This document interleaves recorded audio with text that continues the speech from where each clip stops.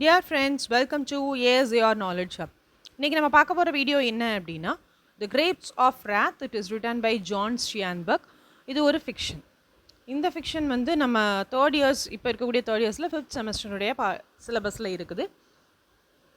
Grapes of Wrath அப்படிங்கிற நாவல். So இந்த நாவலுடைய ஒரு ஷார்ட் சம்மரி பார்த்துடலாம். Here are the major characters of this novel. இந்த நாவல் எதை பற்றினது அப்படின்னா, நிறைய விவசாயிகள் வந்து தங்களுடைய சொந்த இடத்தை விட்டுட்டு கலிஃபோர்னியாவுக்கு அப்படியே அவங்க வந்து மைக்ரேட் ஆகி போகிற மாதிரி ஒரு ஸ்டோரி தான் இது. அவங்களுடைய சொந்த இடம் எது அப்படின்னா ஒக்லஹாமா அப்படிங்கிற இடம். அங்கே நிறைய குடும்பங்கள் இருக்கிறாங்க. தன்னுடைய சொந்த இடத்த ஏன் விட்டுட்டு போகிறாங்க அப்படின்னா, அவங்களுக்கு வறட்சி, அங்கே சரியான தண்ணி இல்லை, அதனால அக்ரிகல்ச்சர் பண்ண முடியாததுனால நிறைய லோன் வாங்கிட்டாங்க, கடன் அதிகமாயிருச்சு. இது எல்லாத்தையும் தாக்கு பிடிக்கணும் அப்படின்னா அவங்க ஒரு நல்ல வேலைக்கு போயே ஆகணும். அதனால் கலிஃபோர்னியாவை நோக்கி வேலை தேடி போகிறாங்க. மொத்தமாக ஃபேமிலியாக அப்படியே அவங்க வந்து மைக்ரேட் ஆகி போயிட்டுருக்காங்க. அப்படிப்பட்ட ஒரு ஃபேமிலி தான் ஜோர்ட் ஃபேமிலி. அந்த ஃபேமிலியினுடைய ஸ்டோரியை மட்டும் தான் இந்த கிரேப்ஸ் ஆஃப் ராத்தில் நம்ம எடுத்துருக்கிறோம். ஸோ கிராண்ட்மா ஜோர்ட், கிராண்ட்பா ஜோர்ட் இருக்கிறாங்க. அவங்க ரெண்டு பேரும் வயசான பாட்டி தாத்தா. அவங்களுடைய குழந்தைங்க யாரெல்லாம் பார்த்தீங்கன்னா Ma Joad, Pa Joad and then uncle Tom. So இந்த அம்மா மாஜோர்ட், பாஜோர்ட் இவங்களுடைய பிள்ளைங்க தான் யார் அப்படின்னு பார்த்தீங்கன்னா Noah, Tom, Rose of Sharon, Al Joad, Ruthie, Winfield. இவங்க எல்லாரும் இவங்களுடைய குழந்தைங்க. இதில் நம்மளுடைய மெயின் ப்ரொட்டகனிஸ்ட் யார் அப்படின்னு பார்த்தீங்கன்னா டாம் ஜோர்ட். இந்த நோவா ஜோர்டு வந்து ஃபேமிலியில் இருக்கக்கூடிய பிரச்சனை தாங்க முடியாமல் வீட்டை விட்டு ஓடி போயிடுவான். அண்ட் ரோஸ் ஆஃப் ஷாரோன் அப்படிங்கிறவ வந்து பொண்ணு. அந்த பொண்ணு வந்து ப்ரெக்னெண்ட்டாக இருக்கிறா. பட் அவனுடைய ஹஸ்பண்ட் பேர் வந்து கோனி. அவனுமே இவ ப்ரெக்னெண்ட்டாக இருந்தாலும் பரவாயில்லன்னு சொல்லிட்டு இவளை விட்டுட்டு இந்த ஃபேமிலியை விட்டுட்டு அவன் கிளம்பி போயிடுவான். அண்ட் அல் ஜுவாட் அப்படின்னு இருக்கிறான் இல்லையா, இவன் வந்து காட்டன் ஃபீல்டில் வேலை பார்க்கும்போது அங்கே ஒரு பொண்ணு பிடிச்சிருக்கு அப்படின்னு சொல்லி அந்த பொண்ணை கல்யாணம் பண்ணிட்டு போயிடுவான். இப்போ நம்மளுடைய இந்த ஃபேமிலியில் டாம் ஜுவாட் மட்டும்தான் ஒரு ப்ராப்பரான பையனாக இருந்து ஃபேமிலியை கவனிச்சுக்கிறான். நம்ம ஸ்டோரி பிகினிங் எப்படி இருக்கும் அப்படின்னா, டாம் ஜார்டு வந்து ஏதோ ஒரு பிரச்சனையில் சிக்கி அவன் ஜெயிலுக்கு போயிருப்பான். ஸோ ப்ரிசனில் இருந்துட்டு 4 இயர்ஸ்க்கு அப்புறமா அவன் வந்து வீட்டுக்கு வரான். வர்ற வழியில் அவன் வந்து ஜிம் கேசியை மீட் பண்ணுவான். ஜிம் கேசி வந்து ஆல்ரெடி ப்ரீச்சராக இருந்தவர். இப்போது அந்த வேலைலாம் எனக்கு வேண்டாம் அப்படின்னு சொல்லிட்டு டாம் கூட சேர்ந்து நான் உன் வீட்டுக்கு வர்றேன் அப்படின்னு சொல்லி சேர்ந்து வருவாங்க. இவங்க ரெண்டு பேரும் ஃப்ரெண்ட்ஸ். இப்போ இவங்க டாம் ஜோர்ட் வந்து அவனுடைய ஃபேமிலியை பார்க்குறதுக்காக அவங்க விவசாய நிலத்துக்கு வருவான். அங்கே பார்த்தா அவங்க ஃபேமிலி இருக்க மாட்டாங்க. என்ன ஆச்சு அப்படின்னு சொல்லி பக்கத்து வீட்டில் உள்ளவங்கள்ட்ட கேட்டால் பக்கத்து வீட்டில் உள்ளவங்க சொல்லுவாங்க, இங்கே வேலை இல்லாததுனால கலிஃபோர்னியாவை நோக்கி உங்கள் வீட்டில் உள்ளவங்க போகணுன்னு சொல்லி கிளம்பிட்டாங்க. நீ இப்போ உங்கள் ஃபேமிலியை பார்க்கணுன்னா உங்கள் மாமா வீட்டில் போய் அங்கிள் டாம் இருக்கார் இல்லையா, அவருடைய வீட்டில் போய் பாரு அப்படின்னு சொல்லுவார். ஸோ இவங்க கிளம்பி அவங்களுடைய மாமா வீட்டுக்கு போகிறாங்க. அங்கே போனால் தன்னுடைய ஃபேமிலி கிளம்பிட்டு இருக்கிறாங்க. கலிஃபோர்னியாவுக்கு போகிறதுக்கு எல்லாத்தையும் பேக் பண்ணிட்டு இருக்கிறாங்க. ஆனால் அந்த தாத்தாவுக்கு கிராண்ட்பா ஜோர்டுக்கு வந்து அந்த இடத்த விட்டு போக மனசு இல்லை. ஏன் அப்படின்னா அவர் உருவாக்குன இடம் இது, அவருடைய ஊர். நான் எதுவாக இருந்தாலும் பரவாயில்ல, என்னுடைய இடத்த விட்டு நான் வரமாட்டேன் அப்படின்னு தாத்தா சொல்கிறாரு. ஆனால் வேறு வழி இல்லை, தாத்தாவை மட்டும் தனியாக விட்டுட்டு போக முடியாதுங்கிறதுனால கூப்பிட்டு கிளம்புறாங்க. இப்போ கலிஃபோர்னியா நோக்கி அவங்களுடைய பயணம் தொடர்ந்து நடந்துகிட்டே இருக்குது. போகிற வழியில் தாத்தாக்கு உடம்பு முடியாமல் இறந்து போயிடுறாங்க. அண்ட் அங்கே போய் ஒரு கேம்பில் அவங்க வந்து செட்டில் ஆகலாம் அப்படின்னு சொல்லி இறங்குறாங்க. அந்த நேரத்தில் பாட்டியும் இறந்து போயிடுறாங்க, கிராண்ட்மா ஜோர்டும். இப்போ ஃபேமிலி வந்து ஒரு இக்கட்டான சூழ்நிலையில் இருக்குது. அவங்க வந்து செட்டில் ஆக போகக்கூடிய இடத்துல என்ன பண்ணுறாங்க அப்படின்னா, அந்த நேட்டிவ் பீப்புள் இருப்பாங்க இல்லையா, அவங்க இவங்களை எப்படியாவது இந்த இடத்த விட்டு அனுப்பிடணும் அப்படின்னு நினைக்கிறாங்க. ஏன் அப்படின்னா அதர் மைக்ரன்ஸ் இங்கே வரும்போது நமக்கு ப்ராப்பரான சாப்பாடும் இடமோ இல்லாமல் போயிடும் அப்படின்னு அவங்களுக்கு ஒரு பயம். நம்ம இடத்த நோக்கி ஏன் இந்த மைக்ரன்ஸ்லாம் வர்றாங்க அப்படின்னு சொல்லி இவங்க ரொம்ப யோசித்து இவங்களை எப்படியாவது இந்த இடத்த விட்டு அனுப்பிடணும் அப்படின்னு பார்க்குறாங்க. ஆனால் அந்த மைக்ரன்ஸ் வேறு வழியே இல்லாததுனால அங்கே செட்டில் ஆகுறாங்க. கிடைச்ச வேலையை பார்த்துட்டு கொஞ்சமாக தான் பணம் கிடைக்கிது. அதை வச்சு ப்ராப்பரான ஒரு மீல் கூட அவங்களுக்கு கிடைக்கல. பட் இருக்கிறத வச்சு சாப்பிட்டுட்டு அவங்க அங்கே இருக்கிறாங்க. இந்த நேரம் அங்கே வேலை பார்த்துட்டு இருக்கும்போது அங்கே இருக்கக்கூடிய பூர்ஜுவா பீப்புள் எல்லாரும், அதாவது மிடில் கிளாஸ் பீப்புள், அவங்க எல்லாரும் என்ன பண்ணுறாங்க அப்படின்னா இவங்களை வச்சு எந்த அளவுக்கு வேலை வாங்க முடியுமோ வேலை வாங்குறாங்க. ப்ராப்பரான சம்பளம் வந்து அவங்களுக்கு கொடுக்கல. அவங்கள அப்படியே ரொம்ப ஏழ்மையிலேயே வச்சுருக்குறாங்க. ஸோ இந்த மாதிரி சுச்சுவேஷன் அங்கே நிலவிட்டு இருக்குது. இப்போது ஜிம் கேசியும் நம்மளுடைய டாம் ஜோர்டும் சேர்ந்து வேலை பார்த்துட்ருக்குறாங்க. வேலை பார்த்துட்டு இருக்கும்போது அந்த இடத்துல அவங்களுக்கு ஒரு நியூஸ் கேள்விப்படுறாங்க. போலீஸ்மேன் என்ன சொல்கிறாங்க அப்படின்னா, இந்த மக்களுக்கு இடையில் ஒரு போராட்டத்தை ஒன்று நம்ம வந்து எழுப்பி விட்டுட்டோம் அப்படின்னா இவங்களுக்கு பிரச்சனை வந்துடும் அப்படின்னு சொல்லி அந்த போலீஸ்காரங்க பேசிகிட்டு இருக்கிறாங்க. இதை தாங்க முடியாமல் நம்ம டாம் ஜோர்ட் வந்து சண்டைக்கு போகிறான். ஆனால் அந்த போலீஸ்காரங்க ஒரு அடிதடியில் கடைசியில் ஜிம் கேசியை டாம் ஜோர்டு கண்ணு முன்னாடியே கொன்னுடுறாங்க. இது தாங்க முடியாமல் நம்ம டாம் ஜோர்டு ரொம்ப ஹீரோ இல்லையா, ஸோ ஹீரோயிசத்தை காட்டிட்டு என்னுடைய ஃப்ரெண்டே நீங்கள் கொன்னுட்டிங்களா அப்படின்னு சொல்லி அங்கே ஒரு போலீஸ்மேனை கொன்னுட்டு தலைமறைவாயிடுறான். ஆனால் அவனுக்கு என்ன எண்ணம் அப்படின்னா, இந்த மைக்ரண்ட்ஸ் நம்ம இருக்கக்கூடிய இந்த ஒர்க்கர்ஸ் எல்லாரும் சேர்ந்து ஒரு டீமாக ஃபார்ம் பண்ணி நம்ம ஒரு ஆர்கனைசேஷனாக இருந்தோம் அப்படின்னா, நம்மளை எதிர்த்து யாரும் நம்மளை அடிமைகளாக வச்சுட்டு இருக்க முடியாது அப்படிங்கிறதுனால டாம் ஜார்ட் வந்து எப்படியாவது ஒரு ஆர்கனைசேஷன் ஃபார்ம் பண்ணணும் இந்த ஒர்க்கர்ஸ் எல்லாரும் சேர்ந்து அப்படின்னு யோசித்து அதுக்கான பிளானில் இறங்குறான். ஸோ ஃபைனலாக வந்து இந்த ஃபேமிலி எல்லாருக்கும், ஜார்ட் ஃபேமிலி அங்கே இருக்கக்கூடிய மக்கள் எல்லாருக்குமே வேலை இல்லாமல் போகுது. மழைக்காலம் ஆரம்பிச்சிருச்சு, வேலையே இல்லை. அவங்க என்ன பண்ணுறதுன்னு யோசிச்சு எல்லாருமே பசியோடு இருக்கிறாங்க. ஜார்ட் வந்து அந்த வீட்டில் ரொம்ப தைரியமானவங்க. அவங்க மொத்த ஃபேமிலியும் கூப்பிட்டு ஒரு பாண்ட், அதாவது வைக்கோல் புதர் பக்கத்தில் போய் செட்டில் ஆகுறாங்க. அங்கே போய் இருக்கும்போது பார்த்தா அங்கே ஒரு மனுஷன் சாகும் தருவாயில் இருக்கிறாரு. பசியோடு வந்து சாகும் தருவாயில் இருக்கிறார். அவருக்கு சாப்பிட்றதுக்கு எதுவுமே இல்லை. அதனால் இப்போது நம்மளுடைய ஜோர்ட் என்ன பண்ணுறாங்க அப்படின்னா, அவங்களுடைய பொண்ணு ரோஸ் ஆஃப் ஷாரன் வந்து ப்ரெக்னெண்ட்டாக இருந்திருப்பா. அவளுக்கு வந்து குழந்தை பிறந்தது வந்து இறந்தே பிறந்திருக்கும். Now she is able to feed a baby. அவளுக்கு வந்து மில்க் செக்ரீட் ஆக ஆரம்பித்ததுனால அந்த மனுஷனுக்கு இவளை வந்து ஃபீட் பண்ண சொல்லுவாங்க. அந்த மாதிரி ஒரு ஆப்டிமிஸ்டிக் பாயிண்ட் ஆஃப் வியூவோட இந்த ஸ்டோரி வந்து முடியும். So it is a very realistic story I think. Now let us see the essay. Ecocritical analysis of Grapes of Wrath. So அது வந்து எப்படி இக்கோக்ரிட்டிக்கல் ஸ்டடியோஸோட ரிலேட்டடாக இருக்குது இந்த நாவல் அப்படின்னு பார்ப்போம். Introduction. The Grapes of Wrath takes place during the Great Depression and depicts the misfortunes of the Jord family. இந்த Grapes of Wrath எப்போ நடந்திருக்கும் அப்படின்னா Great Depression நடந்தது in 1930s. ஸோ அந்த பீரியடில் உள்ள மிஸ்ஃபர்ச்சூன்ஸ் என்னென்ன கஷ்டங்கள் அனுபவிச்சாங்க அந்த ஜார்ட் ஃபேமிலி அப்படிங்கிறதான் எடுத்து சொல்லும் விதமாக இந்த நாவல் இருக்குது. They are sharecroppers driven away from their failing cotton farm in Oklahoma. இந்த ஜார்ட் ஃபேமிலி எல்லாரும் எப்படிப்பட்டவங்க அப்படின்னா ஷேர் கிராப்பர்ஸ். இவங்க தன்னுடைய இடத்துல வந்து ப்ராப்பரான விவசாயம் இல்லாதனால ஒக்லஹாமா ஃபார்ம்லேருந்து வெளியேறும் தருவாயில் இருக்கிறாங்க. The first half of the story narrates the journey of the family from Oklahoma to California where they hope to begin a new life. So first half எப்படி இருக்கும் அப்படின்னா ஒக்லஹாமாலேருந்து அவங்க கலிஃபோர்னியா நோக்கி போகக்கூடிய அந்த பயணத்தை பற்றி தான் இருக்கும். The second half of the story shows the family's struggle to survive against the large landowners who exploit them and the small town bourgeois who mistreat them. So second half எப்படி இருக்கும் அப்படின்னா அந்த கலிஃபோர்னியாவுக்கு போயிட்டாங்க. அங்கே போய் அவங்க என்னென்னலாம் ஸ்ட்ரகிளை ஃபேஸ் பண்ணுறாங்க, how they are able to survive, அந்த இடத்துல அவங்க எப்படி தாக்கு பிடிக்க முடியுது அப்படிங்கிறத சொல்லும் விதமாக இருக்கும். Next paragraph. Terrible condition of the farmers. அந்த ஃபார்மர்ஸ்னுடைய ரொம்ப கவலைக்கிடமான நிலை எப்படி இருக்குன்னு பார்ப்போம். The novel begins with the causes and effects of a disaster called the Dust Bowl. இந்த நாவலில் எப்படி ஆரம்பிக்குது அப்படின்னா டஸ்ட் பவுல்னால அந்த மக்கள் எவ்வளோ கஷ்டப்படுறாங்க அப்படிங்கிறத. டஸ்ட் பவுல்னால் வேறு ஒன்றும் இல்லை, அந்த இடத்துல வந்து புழுதியாக கிளம்புது. அதாவது மரங்கள் ப்ராப்பராக இல்லை, மழை இல்லாததுனால அங்கே இருக்கக்கூடிய மணல் எல்லாம் அப்படியே எந்திரிச்சு புழுதியாக கிளம்புது, காற்றுல அப்படியே வருது, அது அவங்களுடைய நோஸ் வழியாக உள்ளே போகுது. ஸோ இதனால நிறைய இன்ஃபெக்ஷன் மக்களுக்கு வருது. A long period of drought and high winds affect Oklahoma that cause failure in crops. So ரொம்ப நாளாக அவங்க வந்து வறட்சி இருக்குது அண்ட் ரொம்ப காற்றடிக்குது. இதனால் அந்த ஒக்லஹாமாவில் ப்ராப்பரான க்ராப்ஸ் இல்லை. People move elsewhere so as to find fertile land on which making a living is possible. So மக்கள் நல்ல இடங்களை தேடி அப்படியே பயணப்பட்டுட்டே இருக்கிறாங்க.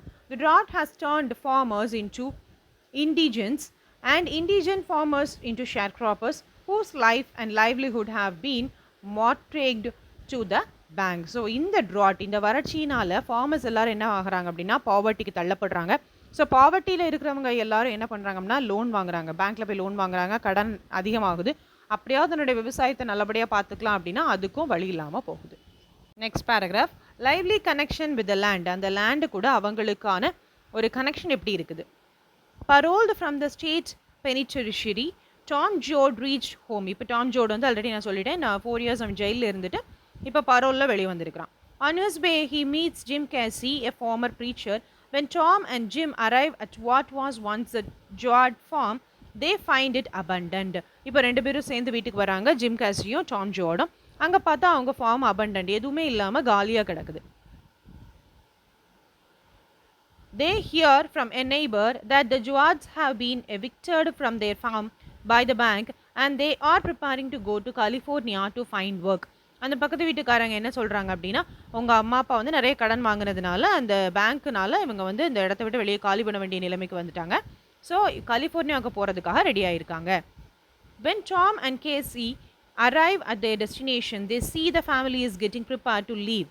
During their journey, Grandpa has a stroke and dies. So Tom and Casy 2 பேருமே அவங்களோட டெஸ்டினேஷனுக்கு வந்துட்டாங்க.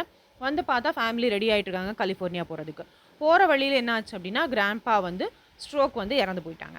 Grandpa's death is crucial since it signifies his breaking the connection with the land, which causes him to die since he has been taken away from his roots. So கிராண்ட்பாவோட இறப்புக்கு முக்கியமான காரணம் என்ன அப்படின்னா, அவருடைய இடத்திலிருந்து அவருக்கான இடத்திலிருந்து வேற இடத்துக்கு போகணும்னு சொன்னதுனால தான் அவருடைய இறப்பே நடந்தது. அதுக்கான கொட்டேஷன் பாருங்க. He says, "This country ain't no good, but it's my country. No, you all go ahead. I'll just stay here, right here where I belong." இப்போ தாத்தா என்ன சொல்றாங்கன்னா, என் கண்ட்ரி நல்லா இல்லாமலே இருக்கட்டும், ஆனா இதுதான் என்னுடைய கண்ட்ரி, நான் இங்கே தான் இருப்பேன், இதை தாண்டி நான் எங்கேயும் வரமாட்டேன், நீங்க வேணா போங்க அப்படின்னு தாத்தா சொல்றாங்க. This is what the connection between the land and the grandpa. Now let us see the causes of migration. The Grapes of Wrath describes the farmers' migration to California as they lost their lands because of bank debts or poverty. So இந்த grapes of ராத்தில் முக்கியமாக என்ன சொல்கிறாங்க அப்படின்னா, மக்கள் தன்னுடைய கடன்களினால அவங்களுடைய இடத்தை விட்டு கலிஃபோர்னியாவுக்கு மூவ் பண்ண வேண்டிய நிலைமை ஆயிடுச்சு. Rather than the dust bowl, it is the poverty that drives the farmers away from the land. The conflict between the humanity of the farmers and the inhumanity of the bank and poverty are the main elements that lead to the sufferings of the people. So மக்களுடைய poverty தான் முக்கியமான காரணம் அவங்க இடத்த விட்டு அவங்க கிளம்பி போகிறதுக்கு. அண்ட் என்னென்ன கான்ஃப்ளிக்ட் அதில் இருக்குன்னு பார்த்தீங்கன்னா, அந்த ஃபார்மர்ஸ்குள்ளே இருக்கக்கூடிய மனிதநேயம் அண்ட் பேங்கினுடைய மனிதநேயம் இல்லாத தன்மை அண்ட் பாவர்ட்டி, இது எல்லாம் தான் அவங்க தன்னுடைய இடத்த விட்டு போகிறதுக்கான மெயின் எலிமெண்ட்ஸாக இருக்குது. Despite the fact that agricultural machineries provide more crop yields with less labor and pain within less time, they deprive farmers for their jobs and lands. So இந்த இதையும் தாண்டி அக்ரிகல்ச்சரல் மெஷினரிஸ் வர ஆரம்பிச்சதுக்கு அப்புறமா மக்களால் வேலை பார்க்கணும் அப்படிங்கிற அவசியம் இல்லை. ஸோ டிராக்டர் வந்து ஒரு 12 பேருடைய வேலையும் சேர்த்து அதுவே செஞ்சிடும். அதனால் மெஷின் செய்யக்கூடிய வேலையை எதுக்கு ஆட்களை விட்டு செய்யணும் அப்படின்னு சொல்லி ஆட்களை வேலையிலிருந்து எடுக்க ஆரம்பித்தாங்க. Next paragraph, capitalism and exploitation. Capitalism does not only exploit the non-human environment, but enslaves and exploits native labor also.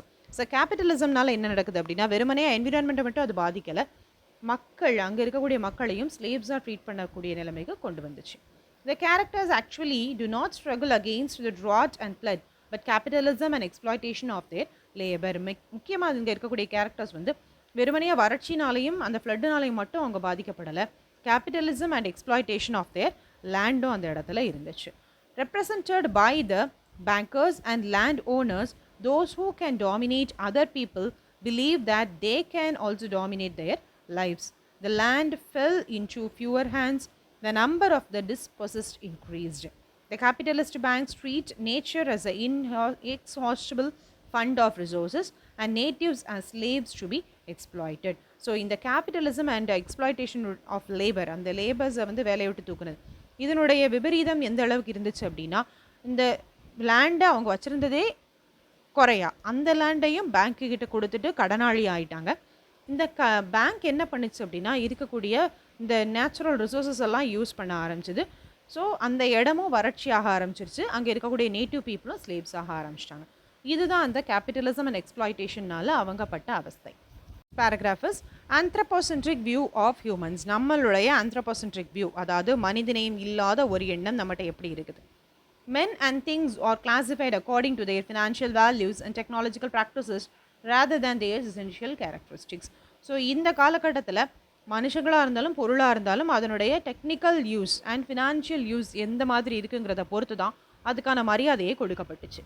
The novel conveys the message that science and technology deprive men of their spirituality and morality for the sake of financial ambitions. இந்த நாவல் முக்கியமாக என்ன message நமக்கு சொல்லுது அப்படின்னா, மனுஷங்க முக்கியமே இல்லை, மனுஷங்க செய்யக்கூடிய வேலையை சயின்ஸ் அண்ட் டெக்னாலஜி, அதாவது டிராக்டர் வந்து ரொம்ப சீக்கிரமாகவே செஞ்சு முடிச்சிடுது.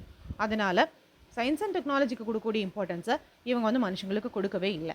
As machines kill the living things in the machine age, tractors are considered as wild monsters. So இந்த காலகட்டத்தில் அவங்க டிராக்டர்ஸை எப்படி கன்சிடர் பண்ணாங்க அப்படின்னா, வைல்ட் மான்ஸ்டர்ஸை கன்சிடர் பண்ணாங்க.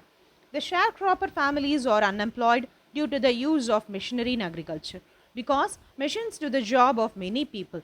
ஒரு மனுஷன் செய்யக்கூடிய வேலையை அந்த மெஷின் வந்து சீக்கிரமாக வேகமாக செஞ்சு முடிச்சிருது. இதனால் அவங்களுக்கு நிறையா பணம் மிச்சமாகுது. One man with a tractor could replace 12 or 14 families. The anthropocentric view of humans has caused the destruction of his fellow human beings along with nature. அதாவது டிராக்டர் வச்சிருக்கிற ஒரு மனுஷனால 12 பேர்லேருந்து 14 பேர் வரைக்கும் உள்ள ஃபேமிலிக்கு வேலை இல்லாமல் போகுது. மனுஷங்க வந்து எந்த அளவுக்கு சுருக்கமாக வேலையை செய்ய முடியுமோ அந்த அளவுக்கு மிஷினை வச்சு வேலையை செஞ்சு முடிச்சிடுறாங்க. இதனால் நிறைய ஃபார்மர்ஸ்க்கு வந்து வேலை இல்லாமல் போயிடுச்சு. Conclusion. The novel indicates that the capitalists exploit masses for their own sake. So the capitalists எல்லாருமே இந்த மக்களை தன்னுடைய சொந்த சந்தோஷத்துக்காக அவங்கள வந்து நாஸ்தி பண்ணிட்டாங்க. In the souls of the people, the grapes of wrath are filling and growing heavy for the vintage. So இந்த ஒருத்தங்களுடைய ஆன்மாவிலையும் அந்த கோபம் அப்படிங்கிறது எப்படி ஆகுது அப்படின்னா ராத்தாக மாறுது. ராத் அப்படின்னா ரௌத்ரம், கோபத்தினுடைய அடுத்த உச்சக்கட்டம். அந்த மாதிரி அந்த மக்களினுடைய மனசில் வந்து எல்லாமே அதிகமாகிக்கிட்டே இருக்குது. Actually the anger turns out to be the wrath of human beings towards each other. So ஒருத்தருக்கு ஒருத்தர் அவங்களுடைய கோபம் வந்து அப்படியே ராத்தா அந்த ரௌத்ரமாக மாறிட்டே வருது. It harms the unity within the society. இப்படி கோபம் அதிகமாகிறதுனால அவங்களுக்குள்ளே இருக்கக்கூடிய ஒற்றுமை அழிஞ்சு போயிட்டே இருக்குது.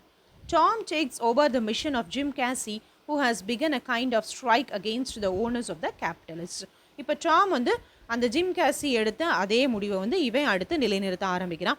மக்களுக்கு இடையில் அந்த ஒற்றுமையை கொண்டு வந்து இந்த எல்லா ஒர்க்கர்ஸும் ஒன்றா சேர்ந்து நம்ம ஒரு ஆர்கனைசேஷனை க்ரியேட் பண்ணி நம்ம இந்த கேபிட்டல்ஸ்க்கு எதிராக ஸ்ட்ரைக் பண்ணுவோம் அப்படின்னு ஆரம்பிக்கிறான். Wholeness is obtained by the unity of man with nature and fellow other humans. So wholeness முழுமை அப்படிங்கிறது எப்போ நடக்கும் அப்படின்னா மனுஷங்களுக்கு இருக்கக்கூடிய ஒற்றுமை and nature and other human beings, மற்ற ஹியூமன் பீயிங்ஸ் கூட நம்ம எந்த அளவுக்கு ஒரு ஒற்றுமையோடு இருக்கும் அப்படிங்கிறதான் முழுமை பெறுதல் அப்படிங்கிறதுன்னு சொல்கிறாரு. The novel ends with Tom's decision to struggle against the capitalists for a more equal society and with the optimism of Sharon. So இந்த நாவல் எப்படி முடியுது அப்படின்னா டாம் வந்து ஒரு டெசிஷன் எடுக்கிறான். கேபிட்டல்ஸ்க்கு எதிர்த்து நம்ம போரிடணும் அப்படின்னு சொல்லி ஒரு டீமை ஃபார்ம் பண்ணுறான், அதாவது ஈக்குவாலிட்டியை நோக்கி அண்ட் ஆப்டமிஸ்டிக் பாயிண்ட் ஆஃப் வியூவில். So Rose of Sharon already சொன்னேன், அவங்க வந்து ஒரு மனுஷன் வந்து பசியோடு இருக்கும்போது அவனுக்கு வந்து ஃபீட் பண்ணுறா. இந்த மாதிரி ஒரு பாசிட்டிவ் பாயிண்ட் ஆஃப் வியூவோட இந்த நாவல் வந்து முடியுது. Hope you all enjoyed the story. If you like this video, share with your friends and support our channel. Subscribe our channel and keep supporting us. Thank you all.